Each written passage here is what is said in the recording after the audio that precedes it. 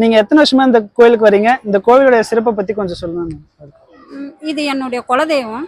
எங்க மாமியார் வீட்டுது. நாங்க வந்து ஒரு 35 வருஷமா இந்த கோயிலுக்கு வந்துன்னு இருக்கோம். இந்த அம்மாவை நினைச்சாவே போதும், எல்லாமே நல்லது நடக்கும். அதாவது இது எங்க குலதெய்வம்னு சொல்றத எங்க அம்மா இவங்க. என் பிள்ளைங்களுக்கு வந்து எல்லாத்துமே நல்லது இவங்க தான் செய்றாங்க. நீங்க நினைச்சு நான் என் பிள்ளைய கல்யாணம் பண்ணணும்னு நினைச்சேன். நினைச்சதுமே அவ பண்ணி வச்சா. அதே போல எல்லாத்தையுமே எங்க அம்மா செஞ்சுதான் வைக்கிறா. அவ குலதெய்வம், எங்களோட குலதெய்வம். அதாவது குழந்தை வர வேணுன்றவங்களுக்கு குழந்தை வரம் தருவாங்க, கல்யாணம் ஆகாத பிள்ளைங்களுக்கு கல்யாணம் வரம் தருவாங்க. எது ஒன்னாலும் அவங்கள்ட்ட கேட்கலாம், அவங்க எல்லாமே செய்வாங்க. அதே போல பெருமாளும் அதே போலதான். நீங்க நினைச்சதை அவர் அப்படியே நடத்தி வைப்பார். அவரை பெருமாள்னு சொல்லக்கூடாது, அம்மாவுடைய அண்ணன்.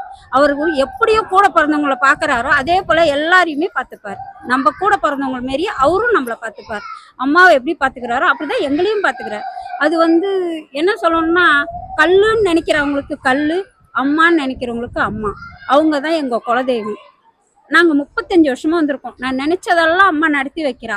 அவ்வளவுதான். இந்த கோவில்ல எந்த மாதிரி சிறப்பான திருவிழா? ஆடி 18 தாங்க.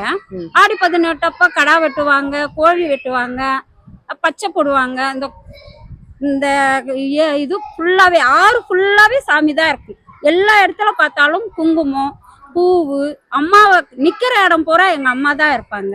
சென்னம்மாவை நினைக்காத இடமே கிடையாது. இந்த இடத்துல காலை வச்சாலே போதும், அவ தான் இருப்பா. ஒரு அடி எடுத்து வச்சாலும் அம்மாவுடைய சிறப்பு தான்.